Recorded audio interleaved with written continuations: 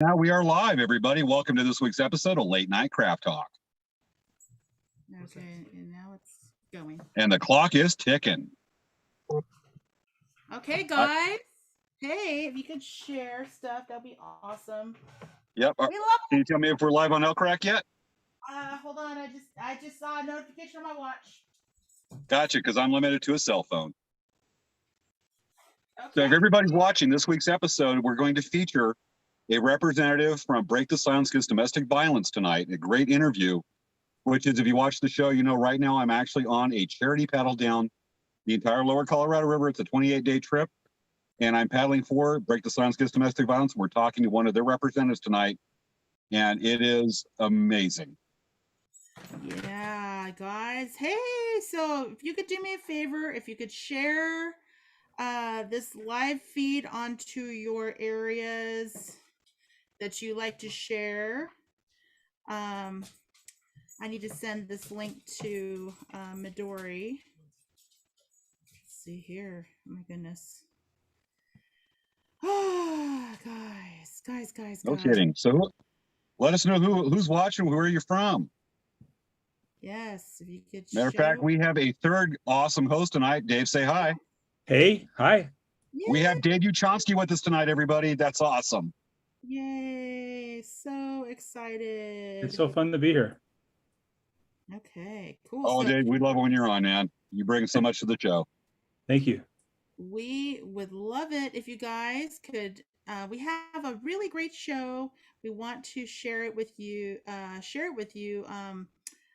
Information about Break the Silence, the nonprofit that James is paddling for. Yeah. Matter of fact, it was neat because the donations we got before I even launched from South Cove last Monday, over $400 before I even launched. That is amazing. Yes.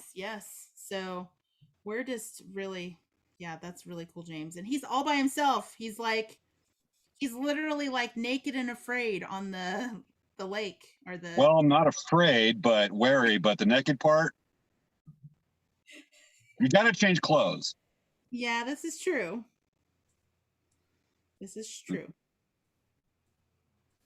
But no getting back to nature in the birthday suit. No, I got dignity. Yeah. No, but the show.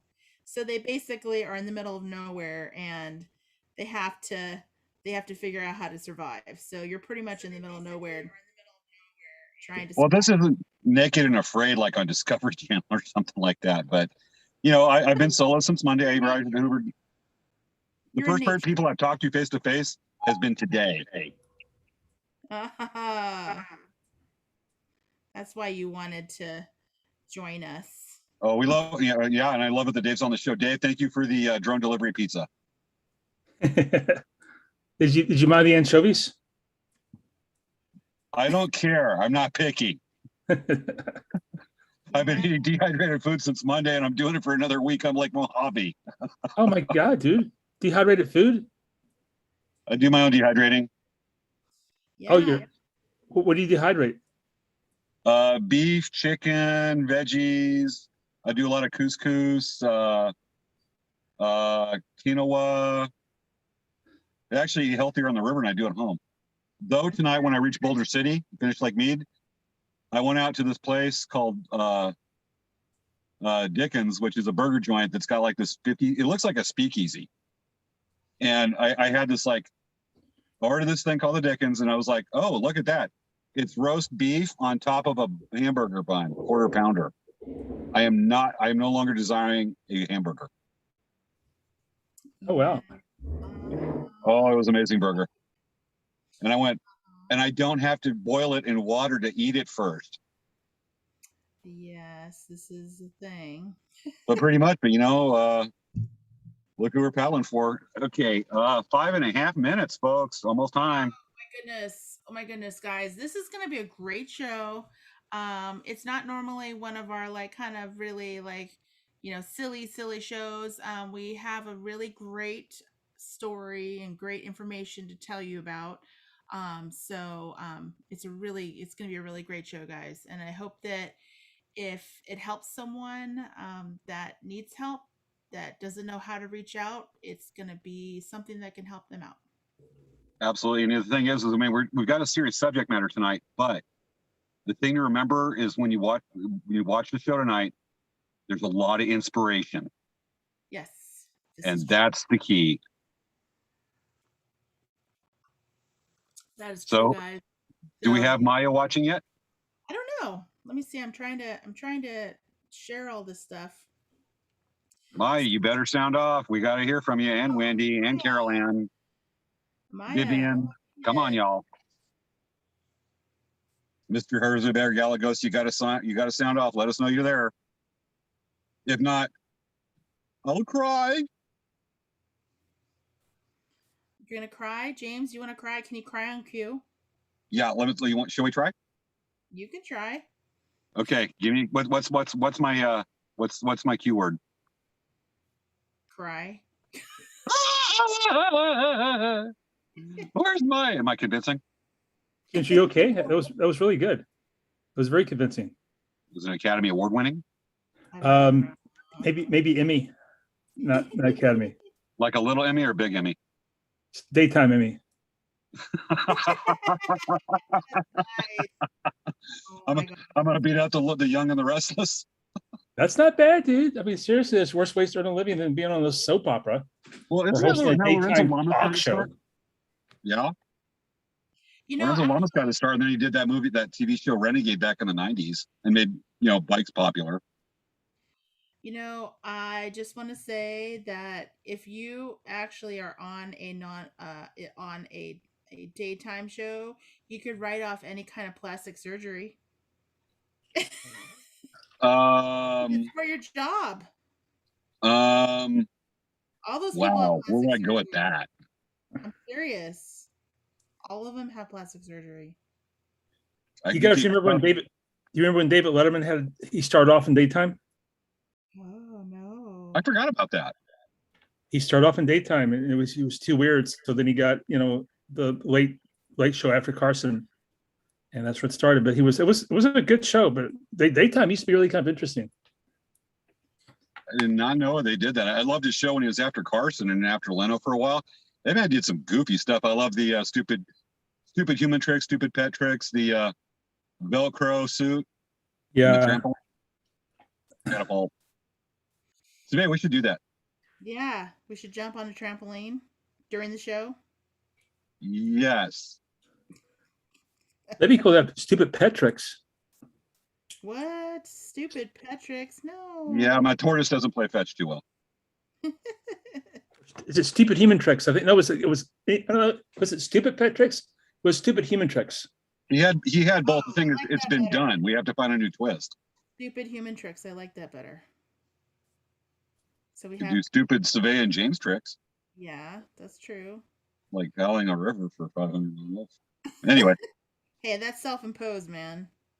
I do it to myself, and it's like, this is tough. That's why I do this, and I'm doing it a 7th time. Yeah. 7th time. Like wow. Every year. Every year except 2020. The thing is one of our viewers, Nancy McCluskey, is a retired ranger. She messaged me, says, "That's crazy what you're doing." I went, after the 7th time, all I'm doing is reaffirming the crazy. Yes, this is true. All right, we're 1 minute from countdown. Definitely reaffirming the. Oh, I didn't put the link to the show. Ha! We have a great show tonight, and there's no link. Sophia. God, Craigslist ads. And the help you get. Oh my goodness, this guy. Seriously? Yeah, Dave. Yeah. Am I bad karma? What happened? No. You're not bad karma. James is just trying to blame you for everything. Well, I blame Savea, but she's all practiced with me and knows all my maneuvers and going, no, fire right back at you. Yeah, it's not going to happen. Wow. You guys, just so you know, this is always us bantering at each other. It's not that we don't love each other like brothers and sisters. Yeah. All right, Savea, guess what time it is?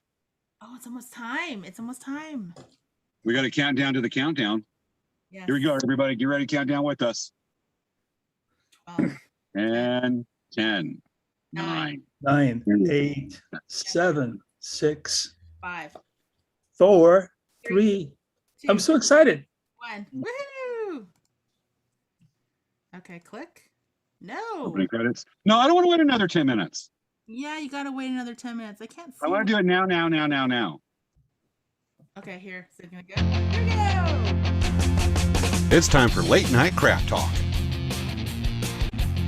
with hosts Ywca Kamori-Yang and James Hermes.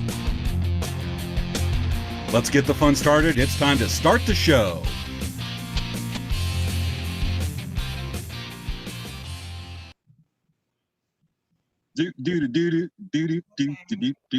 Where's everybody? There's everybody.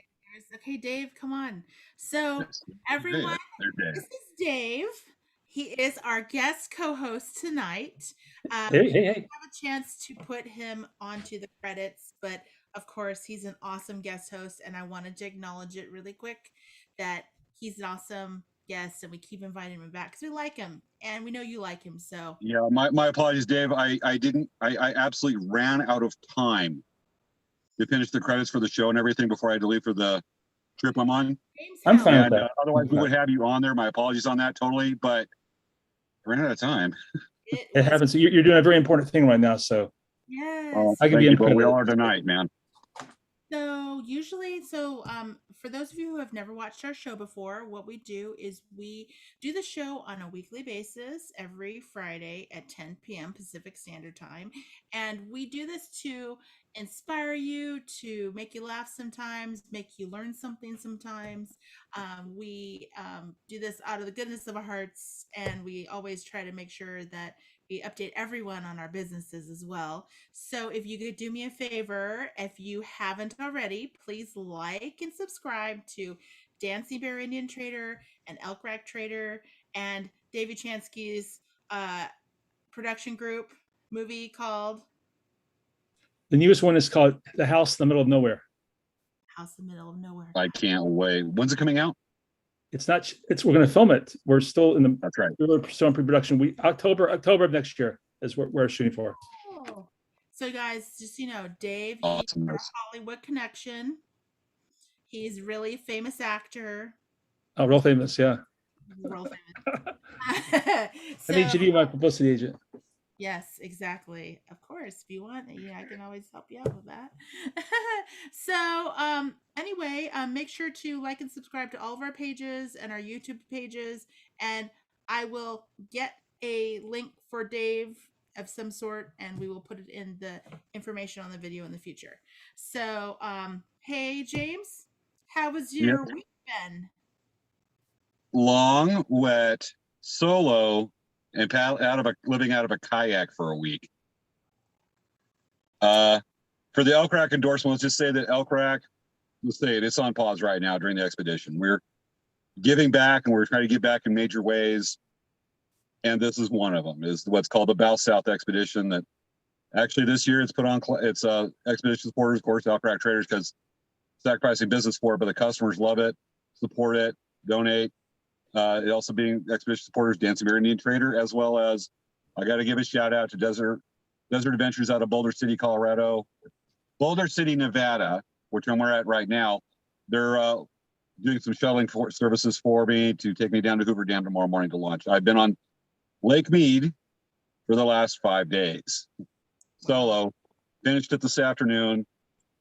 Friend picked me up. I'm in his truck right now because we're at a campground, and he's launching with me Hoover tomorrow morning and taking out Sunday morning, and off we go. But pretty amazing trip, but amazing weather. But when I launch from Hoover, it normally takes me 4 days to get down Lake Mojave to Davis Dam above Laughlin.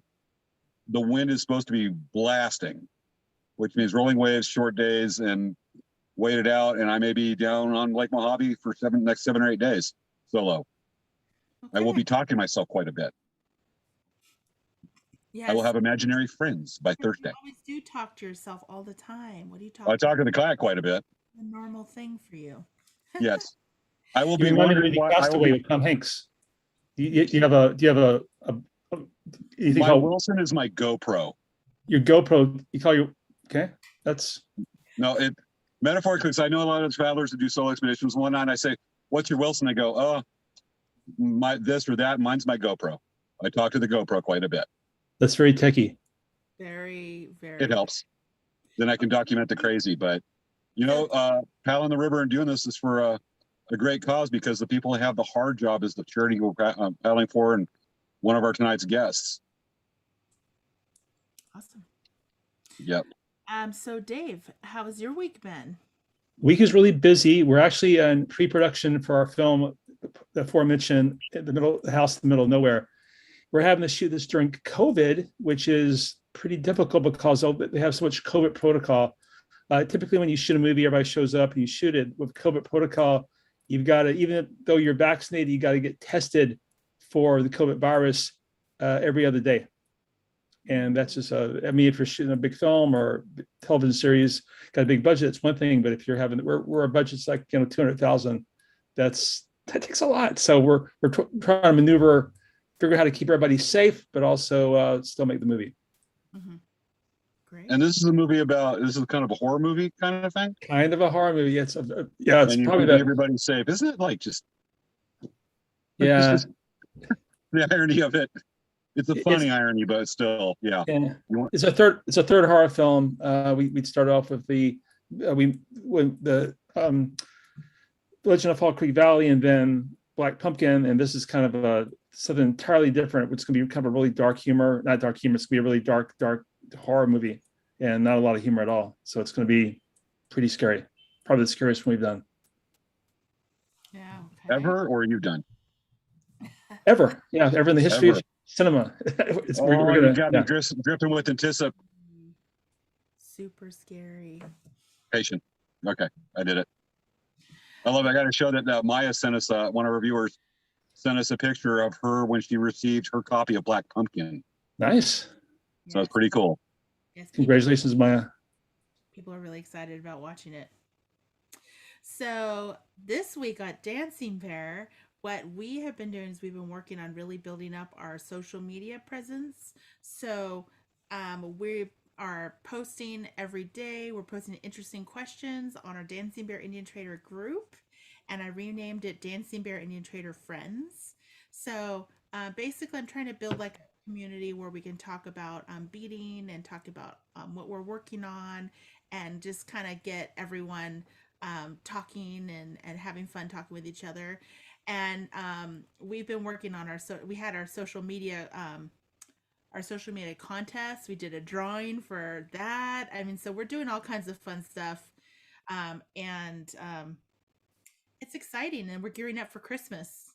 So we're starting to get all of our Christmas stuff in. So it's really exciting. There's lots to see at Dancing Bear coming up. I have a question. If you change the group name to Dancing Bear Friends, Mm-hmm. Is there an underlying tone we should be concerned about? Because look at, remember Barney the dinosaur? Yes. Barney and Friends. He's a dinosaur. Okay. He's a carnivorous theropod dinosaur. Okay. That eats children. There's different children on the show every week. Okay. And you're a dancing bear. So are you implying that we eat all of our friends? Is that what you're implying, you silly person? I didn't say it. I'm just pointing out, Barney the dinosaur, dancing bear. I don't know. Are your friends tasty? Oh my goodness, James. Okay, we're changing the subject. Quickly. You had a lot of time to think of your own, didn't you? This is totally good. And then James. Yeah, we were doing so well, James. I'm watching out for our viewers. I care. They don't want to be eaten. Oh, you have a lot of time to think about this stuff up there by yourself, right? Actually, I just thought of it just now, but I think I may be catching up with myself. Better watch it. James, I see something glowing behind you. Do I tell what happened during craft night last night? Did you see it? There was a little bit of glowing thing by James's shoulder. There's something in the background. It's a reflection off the window from a campfire a person has over here. It moved really funny. It's moving around. I don't know. Maybe it's like, I see it. Oh, wow. It looks something is out there, man. Yeah. It's definitely watching you right now. Absolutely, in the cab of this truck. Yes, exactly. I'm protected in the pickup truck, America. Anyway, should I tell what happened during craft night? We're talking at craft night. I went, oh, there's a burro behind me with her pole. And I stopped talking mid-sentence. I'm like, oh, there's a ringtail cat. He's seeing Wilderness. lots out there, people. But no bears dancing. Bear watch out. Or bear sharks. Bear watch out. That was good. That was good. All right. Do we need to get on with an interview? Okay. All right. So we have our interview with Midori Davidson. Let me bring up that slide really quick. Hold on a second. Let's see here. And Okay. Just letting you know, I'm gonna when we start that I need to get some sleep because I'm up early because I got to launch from Hoover and I'm in for a long week. mm-hmm. Are you sleeping in your truck tonight? Actually a friend of mine is came over. He's lunching with Hoover and I'm in his truck talking so that I'm not disturbing people trying to sleep around me. And then I got to go to sleep. Yeah. Okay. Gotcha. Well, thank you, James, for joining us from far away. And you had to charge your phone all night, all day to let it go on for just a little bit tonight. It's been on a solar charger a good chunk of the day. Mm-hmm. So. But I got a giant big juicy burger and I'm like, poured in somewhere, people. Yep. So that's where they go. So once we start, like I said, once we get going, I won't be here to close the show. I'll be on. Okay, James. So say goodbye now because I'm gonna show our slide and then I'm gonna start the interview. All right, everybody. Thanks for watching. Hope you enjoyed tonight's interview. I cannot emphasize how amazing it is. Okay, bye, James. See you, James. Thank you, Dave. Hey guys, so this week's show we have Midori Davidson from Break the Silence Against Domestic Violence. And I'm going to start the next show. Okay, Dave, let's mute our cameras.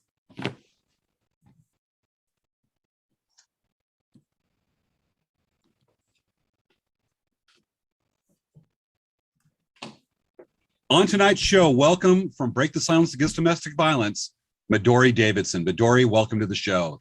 Thank you so much. I'm honored to be here.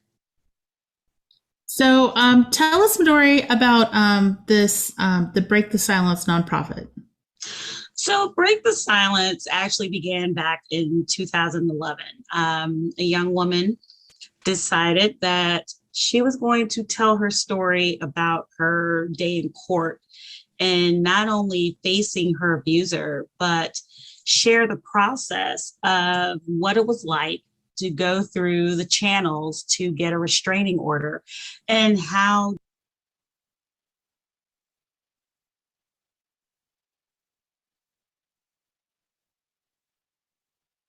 difficult that was and how emotionally draining that was. And she shared it on Facebook. And from that story, thousands and thousands of women poured in and said, you know what? I had the same issue, except my order was canceled due to, the judge saying that he wasn't deemed crazy enough that maybe he could be saved by going to anger management. And she was just getting all of these different scenarios about the same process. So that's when Break the Silence was born. Mm-hmm. That's when it was born. She decided to create a platform for victims to have a place to say and talk about their experience. And so what is it that the nonprofit does for people, Break the Silence? Okay, so Break the Silence, we are really interested in aftercare. You have your organizations who are interested in crisis mode. Break the Silence is interested in aftercare. How do you go from being a survivor to being a thriver? How can we transition from that mode to being able to live and help you live your best life? So the first program that facilitates that is our sister retreats. Our sister retreats are holistic wellness retreats. We have had them in different areas. We've had them in San Diego.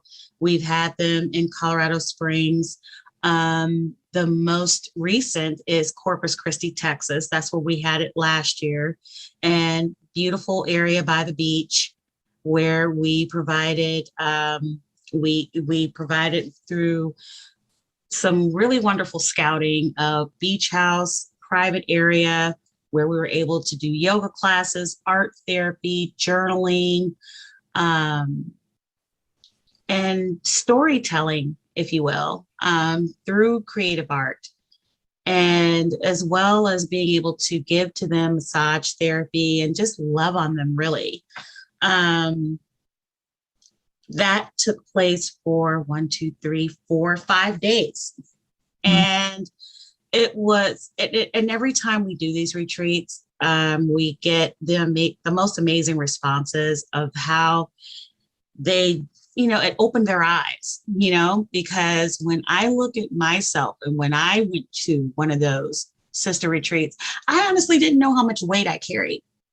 And it wasn't through doing and it wasn't until we did a poetry writing exercise that underneath all of the weight that I was carrying the notion that I wasn't enough.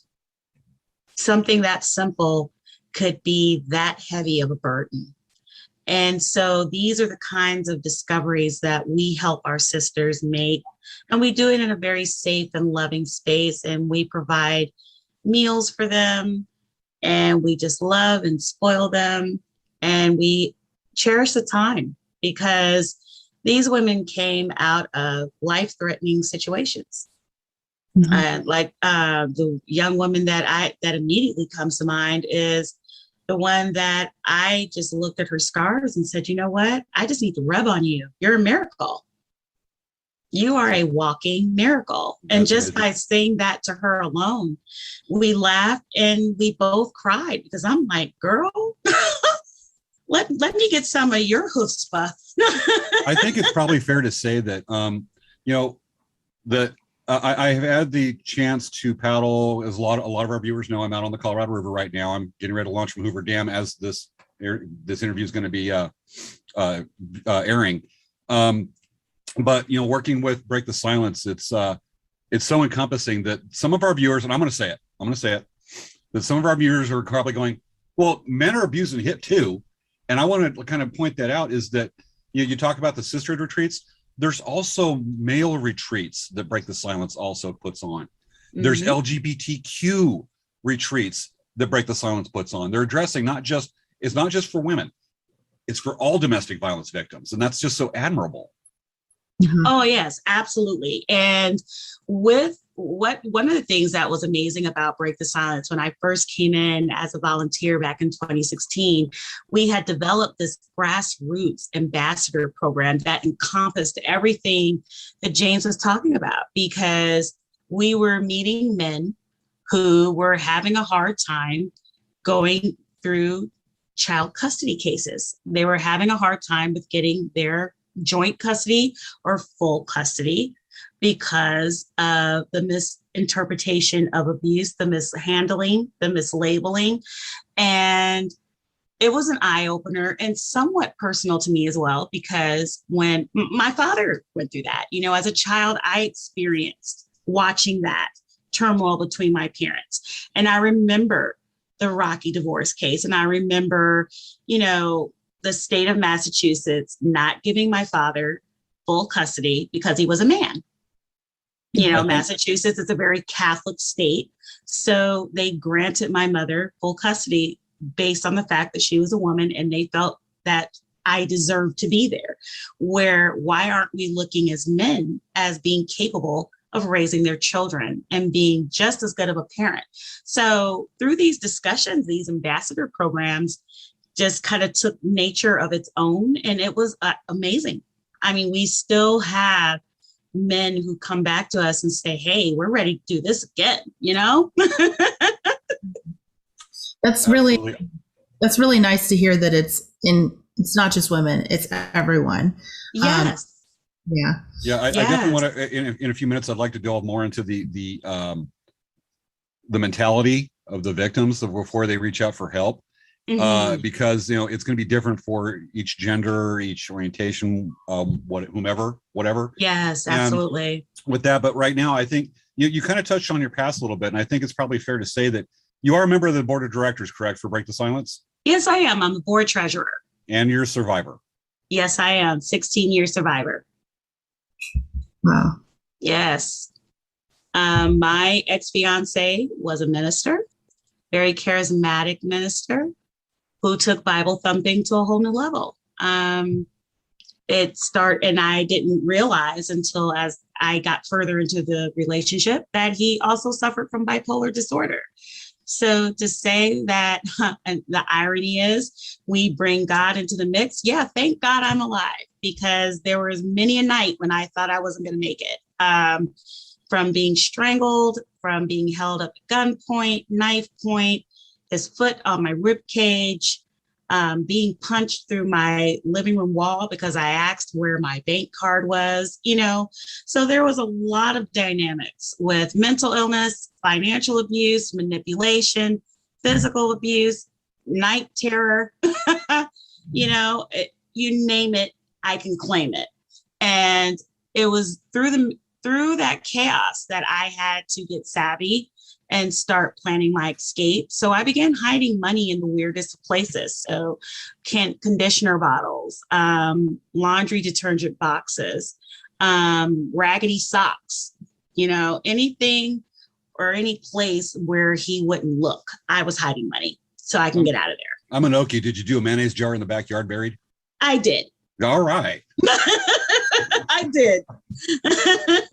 I think you touched on a part right here that a lot of people don't realize. They think of a domestic violence, they think of somebody physically beating someone else or even emotional, but there's, what is it, 3 different types you can classify of domestic violence? 3 different forms? Oh yeah. So you have physical, you have emotional, you have financial, you have verbal, so we're already looking at 4. You know what I'm saying? And then the financial abuse is the most alarming because 98% of victims don't even realize that they're being financially abused. Yet 78% are like, I don't even know what this is. Was I financially abused? I had a young woman, and this was another program that BTS does, called Grants of Hope, and it's a financial literacy class where we teach victims how to take control of their finances, learning how to read a bank statement, learning how to open up a checking and a savings account, learning terminology such as, what's negative, bad credit, good credit, where should you be, how should you start your savings account? How do you build? How do you rebuild, right? And there was this beautiful young woman who was in our class, and she had a PhD in grant writing. She said, I don't know how much I make. And we asked her, because that was part of the screening process, like, what's your income? She said, I don't know. And when I asked her why, she said, well, my husband took all my checks. So I never knew how much I brought in. I don't even know how much went into the bank. Wow. That astounded me. Do you find that the financial abuse is the hardest to identify? Yes. The hardest to define? Yes. Yeah. It was the hardest to define because this young woman had no idea where her money was. She just assumed that it went into the bank. The husband took all the finances and did what he wanted. When he left her with $8,000 worth of debt that she did not even know how it got there. Well, you're making me pause and do big eyeballs a lot. Mm-hmm. Imagine my face when I was talking to her.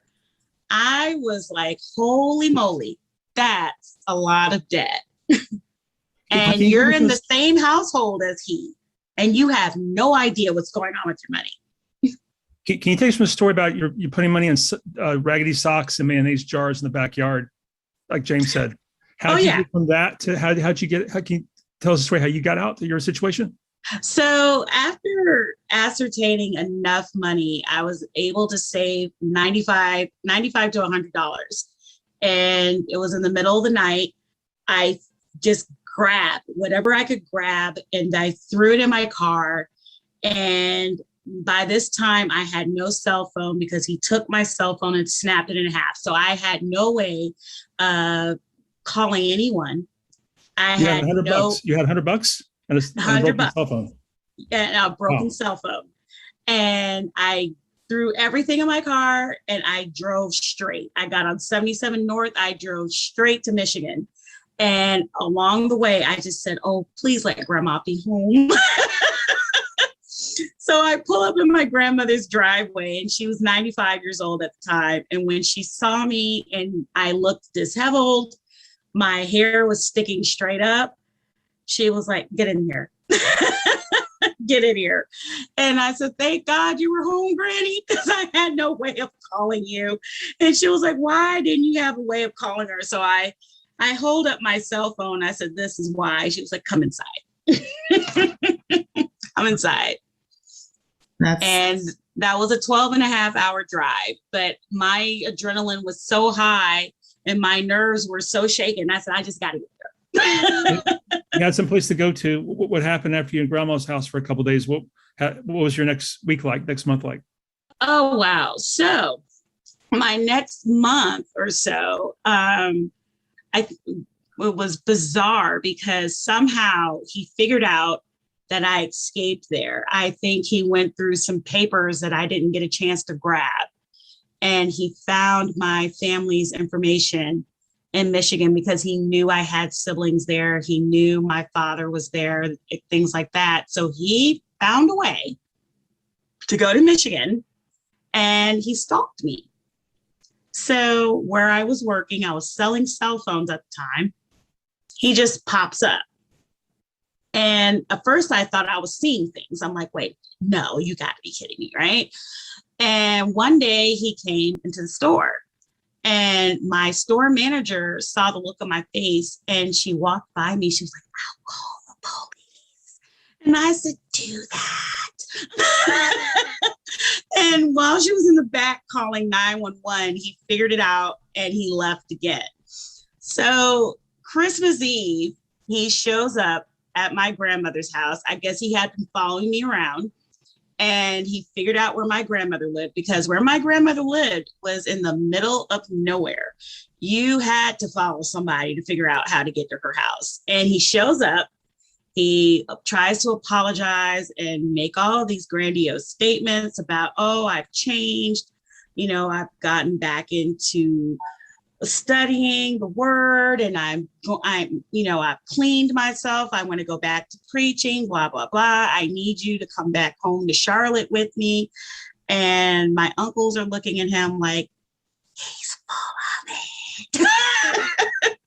And it turned into Medea's family reunion. To make a long story short, it was ridiculous. And when you have your 95-year-old grandmother, hey, do you need my baseball bat? And she's screaming that from her room. Well, I mean, you got to be pretty determined to take on grandma. No, grandma's easy. That's rather take on a pit bull. Yes. With a bazooka. Yeah. So yeah. As we, I'm so glad though to hear that you got free from that, because that's not a lot of people are very successful or brave enough to do that. Yeah. No, ma'am, not by any means. And I tell you, since volunteering with BTS and coming across the many survivors that I've worked with, I mean, some of the stories are amazing. Like one woman was set on fire by her husband because she wanted to leave. And it was by just sheer luck that somebody saw her rolling around in the grass, that they called the police and they called 911 and they were able to get her to the hospital in the nick of time. I mean, just stories like that inspire me to keep doing what I'm doing because they're too common. They're just too common, more than not. Understood. I want to kind of delve toward the mentality here of the Sure. victim. Once they make that, I mean, I would imagine, and correct me if I'm wrong here, the second most challenging part is the decision to get away. Yes. The most challenging part is what do I do next? Yes. And I think that once the person makes the decision, they look for a phone number, they call, let's say, a really good number. We're going to have it up for you later. I'm going to use an example. 1-855-287-1777. Midori, what's the number? Do you want to say it? Yes. Or should I just show it? Sure. Go ahead. Show it. Show Okay. it. Yeah. Let me, because I'm totally prepared now that I brought it up, that I should have like lined it up ahead of time. But whoopsie. Midori, say the number right now. Sure, absolutely. It is 855-287-1777. That is our helpline. That is our BTS ADVs support helpline. We are here to help you plan your next moves towards safety, or as I like to say, our job is to help you plan your next steps towards freedom. So the number's toll free nationwide? Yes, it is. Yes, it is nationwide. So if someone in the middle of Massachusetts or San Francisco has an issue, and then they can call that number, and what happens when they call the number? So when they call the number, they'll get a friendly voice that will answer and ask them, how can we be of assistance? And the first thing that we will ask is, are you in a safe place to talk? And as long as they tell us that they're in a safe place where they can talk to us, then we immediately go into how we can help. And if they're wanting to escape, they tell us where they are, and we'll ask, do you want us to look for shelters for you? Can you lay low here for the next few days until you figure out your next move? Because we can look for shelters for you. And that's the first thing they'll say. It's like, yes, I need a place to lay low and kind of figure out my next steps here. So we have a plethora of resources that we keep on hand. And we also use a website called domesticshelters.org, where we will help find shelter. If they're needing to discuss any legal cases, we let them know that we're not knowledgeable in that, but we have some places where we can refer you to that can help you get the help that you need. And a lot of it is free help. One example is the YWCA. They have free legal assistance. And some of the YWCAs also supervise court visits. So if you're in an abusive situation, you have a child by your abuser, but the child is needing to see his father due to court regulations, the YWCA will actually supervise that visit. You come to the facility, there's a room where they meet, and one doesn't have to see the other. But as long as the child and the father, or even the child and the mother, they're supervised by staff to make sure that the visit is a safe visit. Are there programs for a job placement and housing to get out of the shelter to regular society? Yep. So for job placement, we turn to the YWCA for that, because they do have job placement programs. There's other organizations that help with job placement, but the YWCA is well known for that, and that's our first go-to. What is the YWCA? So the YWCA actually stands for Young Women's Christian Association. Okay. There's that, just like the YMCA was Young Men's Christian Association. And so both started out as offering housing to those who were homeless. So it started out as boarding, and then it expounded to, well, let's see, we can do job placement, we can delve into different aspects of community help and organizing, to then let's promote health, let's promote wellness. So over the years since they were first established, they have grown into this conglomerate of wellness resources for people in the community. So that's amazing. So you can take somebody from anywhere. It's the YMCA is your go-to. Oh, that's one of our favorite places to go to, because just of the amount of programs that they have, and they're well connected to local resources in the area. So if we don't have our hands on it, they will. As far as rural areas, maybe where there's not a YMCA prevalent, or Indian reservations, or any place that it's not served normally by far out spaces.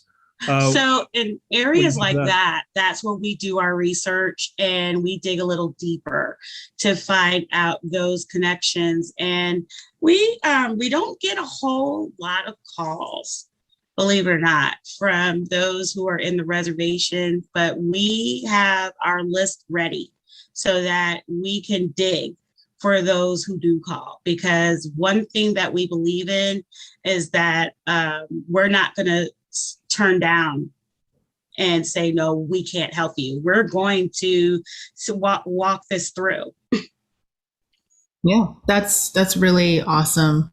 I think that's really neat.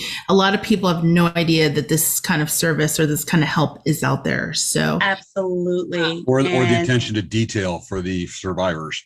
Absolutely. holidays coming up, like sometimes the holidays get really bad. Oh, yeah. Around Thanksgiving and Christmas, that's when we get busy. Mhm. Yeah. Yeah. I'm sure COVID's been a horrible issue with it. People they can't leave the house. They're stuck in the house of the abuser.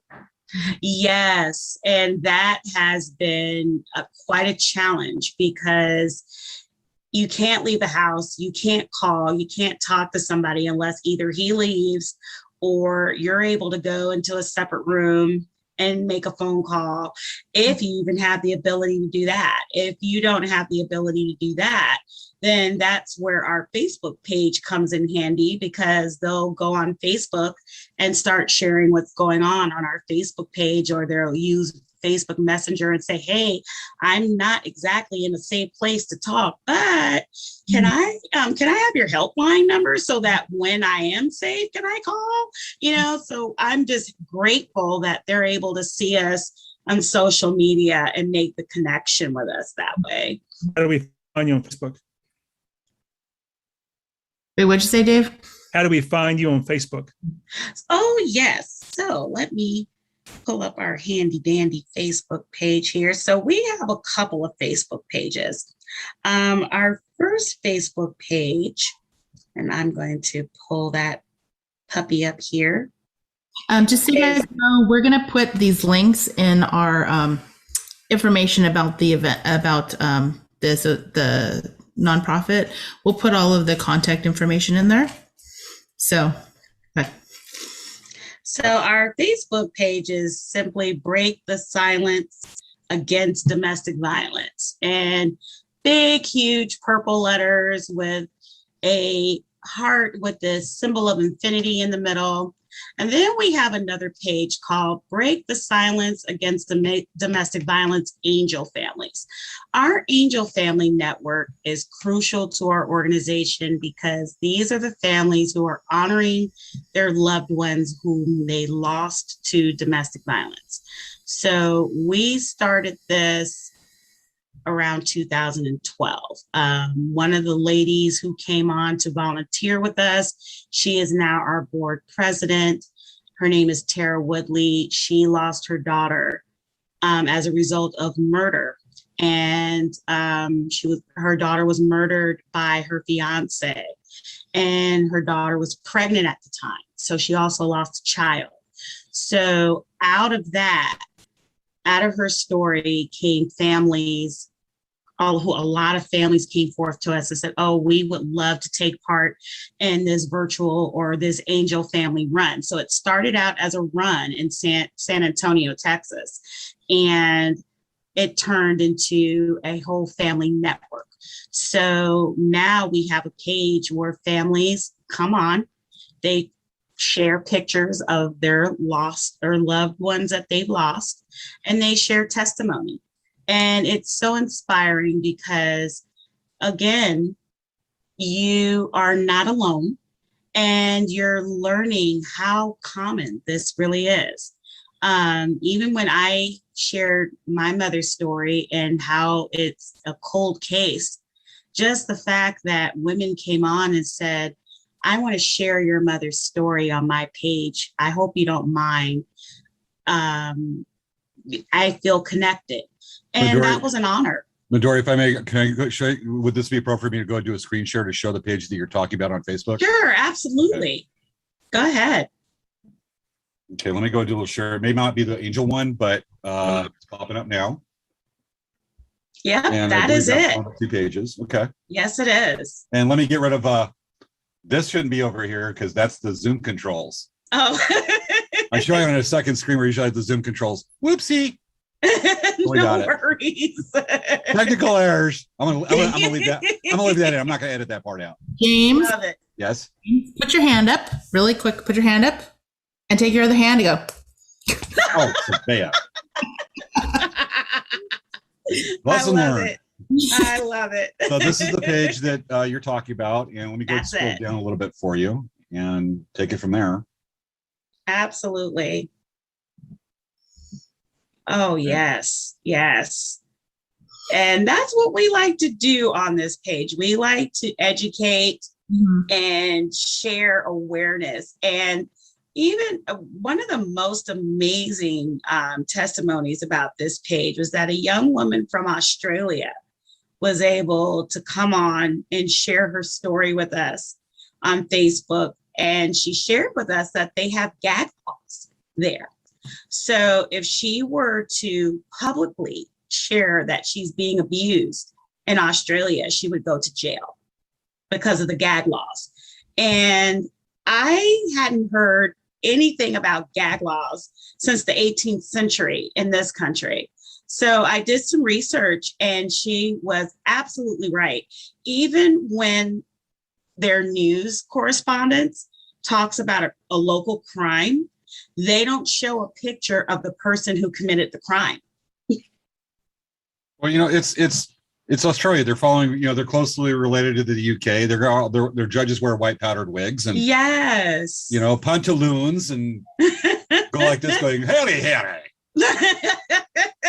Yes, USA. That was so eye-opening for us. So it just further let us know there's work to do still across the globe. Yes. Definitely. So is this a good time to talk about the statistics? Sure, we could pop those up. Okay, let me go ahead and get that slide up for you real fast here.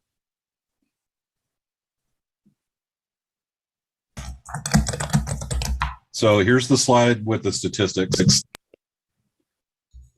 And Yes. obviously the controls, I need to move back to the other screen.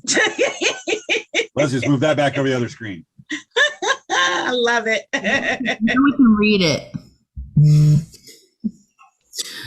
So. Okay. Would you like me to read it over, Midori, or? Sure, go ahead. Go for it. Or you, or? So, I mean, basically with these statistics, this is just to provide an overall aesthetic of just how severe sexual violence, sexual assault, domestic violence plays a part in all communities. There's no discriminatory barrier. There's no color barrier. Violence is simply violence. What I will share that, or I would like for people to take note of, the high percentages between multiracial women, Native women, and African-American women, and Hispanic women. And those 4 categories are particularly high because we are looking at environmental issues, economic issues, and systemic racism as well. So all of those things play a part in why those percentages are what they are. And it's alarming. It's alarming, but it's also an eye-opener in that there's work to be done. Education and awareness is key. Having conversations like this and being unafraid to do so, it really takes a village, not only to raise a child, but to protect one another. And as you can see here on these slides, this is why. Okay. Let me go ahead and stop sharing that real quick for us.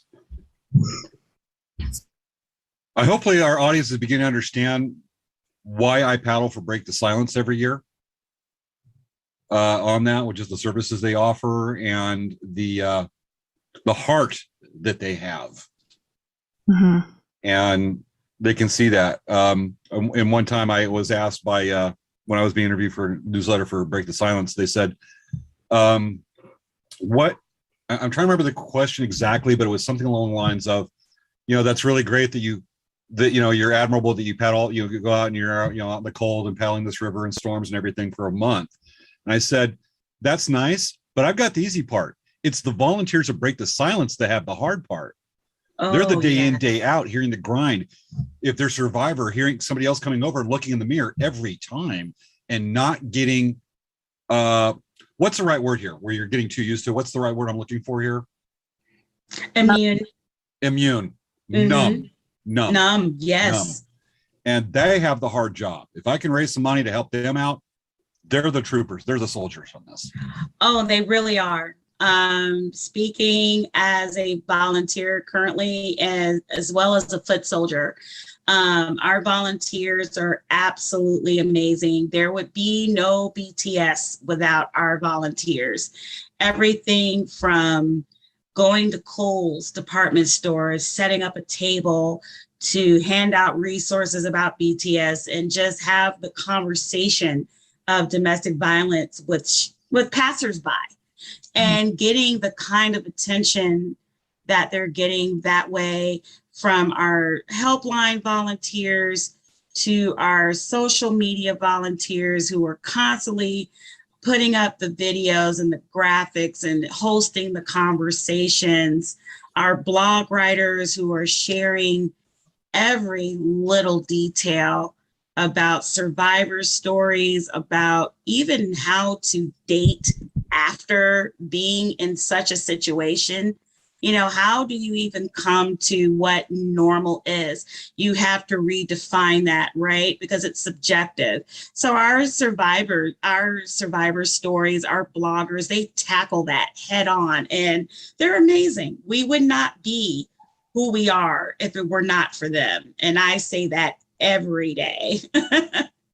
Absolutely. I'm sorry I've been rude. I've been eating Pringles this whole time. Anybody want some Pringles? Oh gosh, I love a Pringle. Well, I'll hand it to you, but let's test technology. Yeah. You got it? All right. Here's some Pringles. James, Exactly. hand me one. Okay, here you go. Cover up your hands so the audience won't see how big or whatever the Pringles is. On. I think. How'd you guys do that? Here, Dave. Hand Dave a chip. Dave, I did it like this. Here you go. You got the timing, Dave. Now you have to hide it behind your hand so the audience doesn't see that you. And then put it in your mouth. Pringle and then eat it. Awesome. So sorry again, Dave. Hide it behind your hand. This up. Okay. Cup it. Good. Now you go. Good Pringle. Oh, that's awesome. That's vinegar. I love it, man. It's so good. Vinegar. Dude, I'm eating cheddar cheese. Oh, that's Mine was awesome. vinegar. I don't know. Maybe through the screen it turned to a vinegar one. I've never seen a vinegar flavor. What do they have in Los Angeles? The art of improvisation. I love it. We're improvising what? The Pringles. vinegar versus cheese. Yes, and for sure. Hey, are there any success stories that you can give us that somebody who went for a horrible element and went through the process and then they're shining when they got out? Oh, absolutely. We have,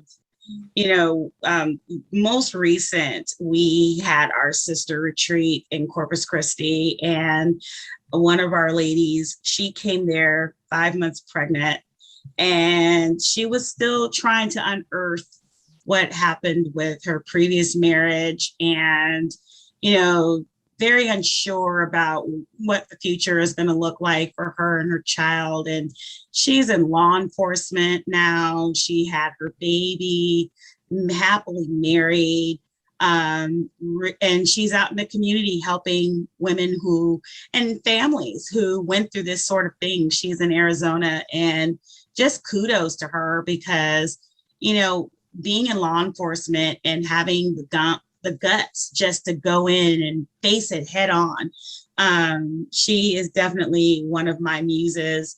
We had another young woman who went through our Grants of Hope program, she was the young woman who was never hit, never beaten, but she experienced financial abuse, had no idea where her money was going.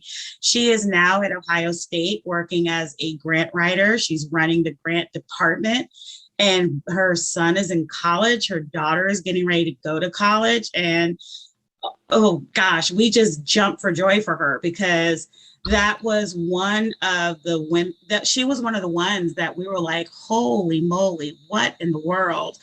And we had another young woman who come through Grants of Hope, and she was one of my mentors. And when I say she was just physically and just psychologically gone, like she was so drained that she would barely talk above a whisper. Like I would call her, say, Sheila, how are you? I'm fine. Like, no, I don't think you're fine. You don't sound fine. We need to pep that up, How are you, Sheila? I'm okay. Oh, okay, we're getting there, So it was just those little steps. After going through Grants of Hope, after going through our survivor retreats, Sheila is a nonstop advocate. She connects people to resources, to lawyers who can help them. She has given survivors money out of her pocket to help them escape. She has assisted in various retreats and just connecting people to the right dots. And she is a nonstop advocate. And not only is she a nonstop advocate, her voice is louder than a megaphone. You can hear Sheila loud and clear now. And I love it. I'm so proud of her. I'm absolutely proud of her. I say it to her all the time. And, she would tell me, well, you did it for me. I said, the only thing I did was teach you how to say no. You took it to the next level. And I'm super proud to be a part of that journey. Those are the things that I live for. That is wonderful. So we're wrapping up our interview with you, and I wanted to ask you, can you give us one last words of encouragement towards anyone who might be watching this and is a little afraid to take the first step? Or, can you give us like kind of like a short statement that would help someone like that? Absolutely. My words to them, and I say this to anyone who is in this situation, you can do it. Know your worth. You can do it. Know your worth. Yeah. That is really wonderful. That is powerful. And we really thank you for coming on our show and to talk about this situation and what your nonprofit does. Oh, absolutely. This has been a joy and an honor to be here. I thank each and every one of you as well for just being a part of our journey and for just promoting who we are. This is awesome. I couldn't thank you enough. Okay. Midori, thank you. And folks, that's our interview with Midori Davidson. Thank you very much. Do you have any? And Dave, do you have any? Huh? Dave, do you have any last comments? You give inspiration, so thank you. I'm glad you're glad you're doing what you're doing. Thank you. Thank you so much. Thank you. Now everybody has a deep understanding of why I paddle 500 miles of river in winter. Granted, it's a Southern California winter, but it's cold. Why I continue to paddle every year for Break the Silence Against Domestic Violence. Thank Absolutely. You, we thank you so much.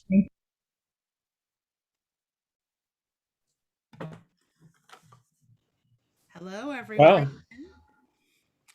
That was a really great show. I really enjoyed that interview with Midori and Dave and James. I love how you guys have a change of pace. You go from something very comical to the next something very live.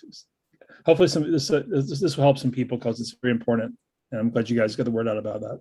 Yeah. So, I mean, for us, that was why, every once in a while we'll have a show about something we feel is important in this situation to, let people know there is help out there. And, if people don't know there's no help, if they don't know there's help, then they may not get out of their situation. So,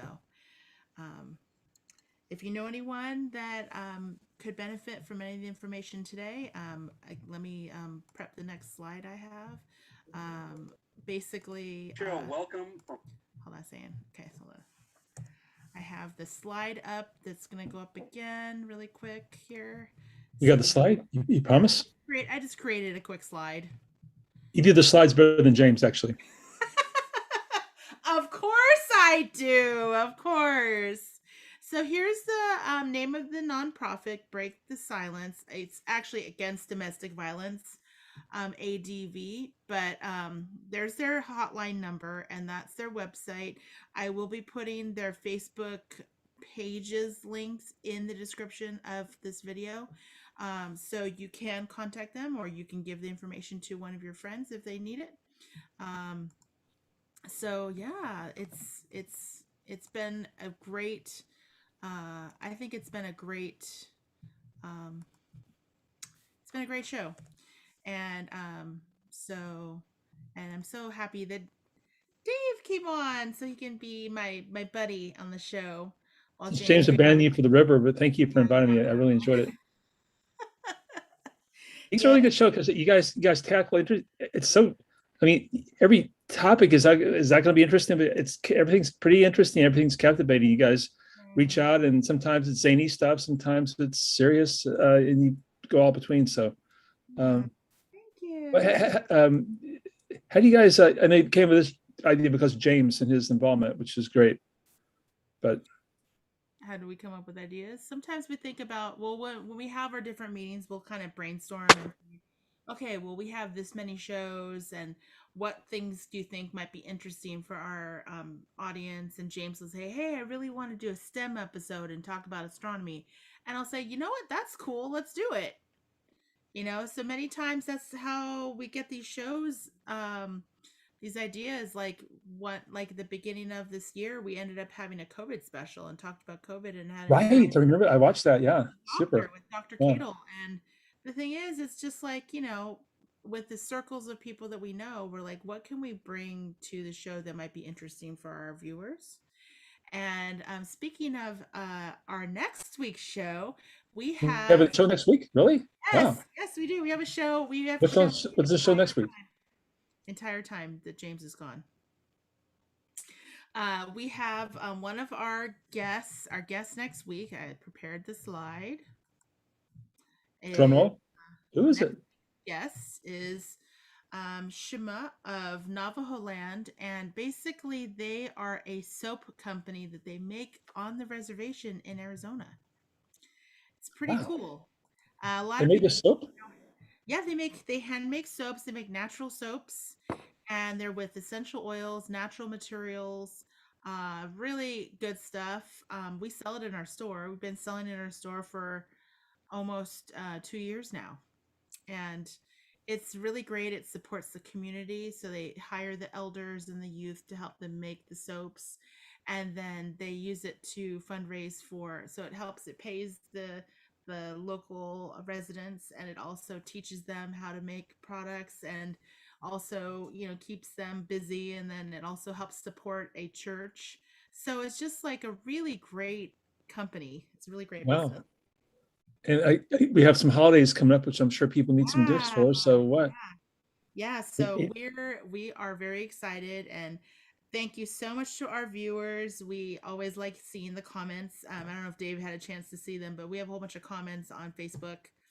And of course, Maya says, thank you, Dave, for co-hosting with Ywca. You're welcome. My honor. My privilege. Maya, of course, she loves watching her. She's one of our #1 fans.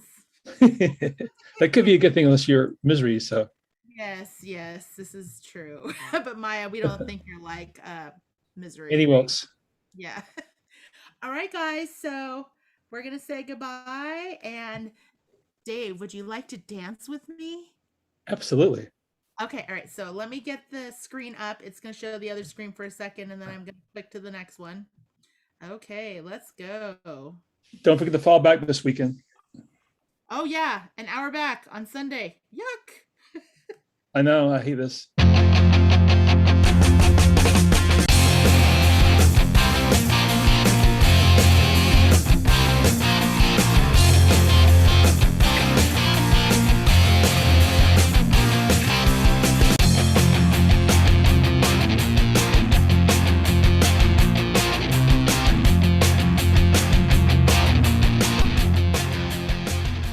Aw, ain't he cute? So good night, folks. Bye. I have to figure out how to